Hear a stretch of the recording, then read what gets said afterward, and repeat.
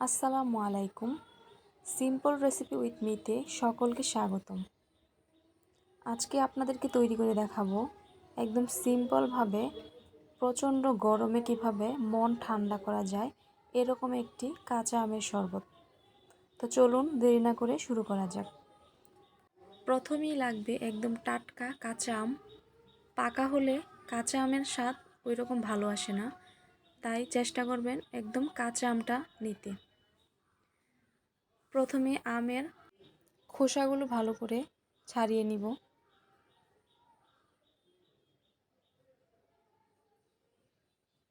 খোসা ছাড়ার আগে অবশ্যই আমগুলো ক্লিন করে নেবেন।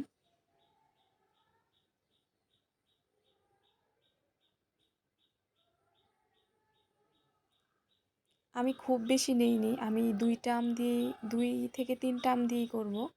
তো আপনারা আপনাদের পরিমাণ মতো নিয়ে নেবেন।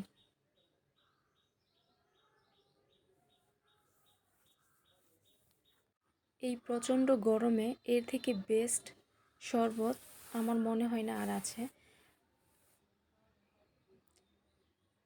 তো আমি সবগুলো একে একে খোসা ছাড়িয়ে নিয়ে এখন এটা কিউব করে কেটে নিব। আমার আমটা যেহেতু একটু আটিটা শক্ত হয়ে গেছে, এই জন্য আমি আটিটা বাদ দিয়ে শুধু সাইডের অংশটুকু নিয়ে নিব।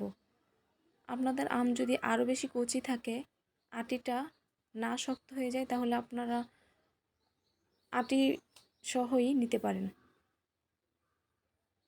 আমি সবগুলো কিউব করে কেটে নিলাম।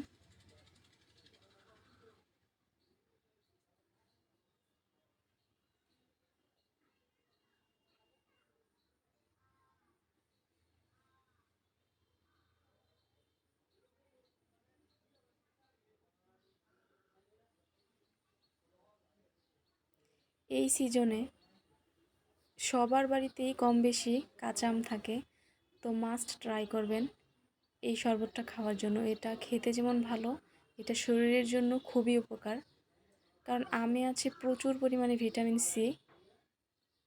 তো আপনি এটা খেলে অবশ্যই আপনার ভালো বেনিফিট পাবেন, খেতেও আপনার শরীরও আরাম পাবেন। তো অবশ্যই চেষ্টা করবেন এটা ট্রাই করতে। তো আমি সবগুলা কেটে একদম ক্লিন করে নিয়েছি। এখানে আছে লেবু, পুদিনা পাতা, গোটা একটি কাঁচামরিচ, লবণ। আমি একে একে সবগুলা দিয়ে দিব। প্রথমে আমগুলো ব্লেন্ডার জারে নিয়ে নিলাম।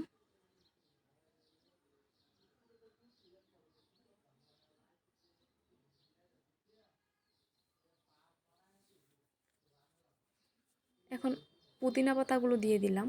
আপনারা চাইলে ধনিয়া পাতাও অ্যাড করতে পারেন। তো আমার কাছে যেহেতু ছিল না, এই জন্য আমি এটা স্কিপ করলাম। একটা কাঁচামরিচ দিলাম, এতেই বেশ ঝাল হবে। আপনারা যদি আরেকটু ঝাল খেতে চান তাহলে আরেকটা কাঁচামরিচ দিতে পারেন, আমি একটাই দিলাম। দিলাম একটু লেবুর রস, এটা মাস্ট চেষ্টা করবেন দেওয়ার জন্য, কারণ এটা টেস্টটা আরও দ্বিগুণ বেশি হয়ে যায়। এখন দিলাম পরিমাণ মতো একটু লবণ।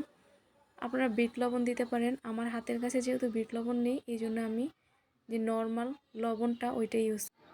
এবং হাফ কাপ পরিমাণ চিনি দিয়ে দিলাম, আপনারা আপনাদের স্বাদ অনুযায়ী দিয়ে দিবেন।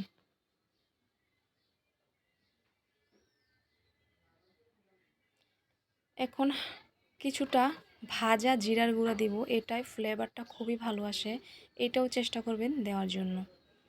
এবার কিছুটা পানি অ্যাড করে দিব। আমি নর্মাল পানি দিলাম, আপনারা ফ্রিজের পানি দিতে পারেন। তারপর আমি আইস অ্যাড করে তারপর এটা আমি সার্ভ করব। এখন অল্প পানি দিয়ে আগে এটা স্মুথি টেক্সচার করে নেব।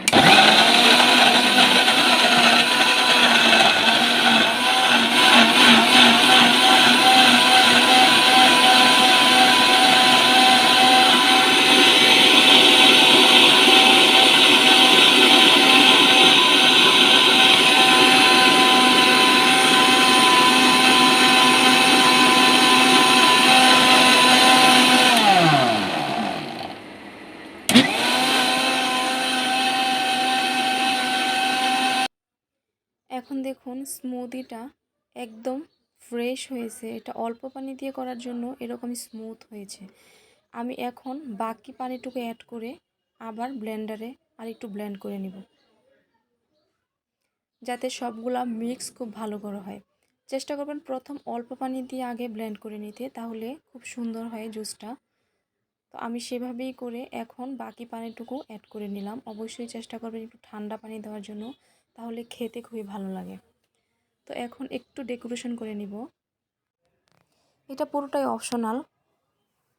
একটা বাটিতে অল্প চিনি নিয়ে এটা আমি গ্লাসের উপরে একটু লেবু ব্রাশ করে তারপর চিনির উপরে একটু মোল্ড করে নিলাম, তাতে দেখতে খুবই সুন্দর লাগবে।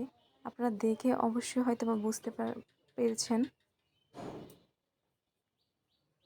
এখন আমি এই দুটি গ্লাসে আমের শরবতটা সার্ভ করব। এতে দেখতে খুবই ভালো লাগবে। মেহমান আসলে আপনারা এভাবে ট্রাই করতে পারেন। এই জুসটা খেতে খুবই ভালো লাগে। প্রচণ্ড গরমে এর কোনো আসলে তুলনাই হয় না।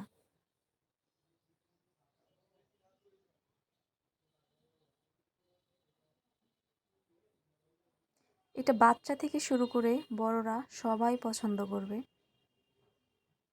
খেতে খুবই মজা। আমি যে উপকরণগুলো দেখালাম এগুলো কম বেশি সবার ঘরেই থাকে।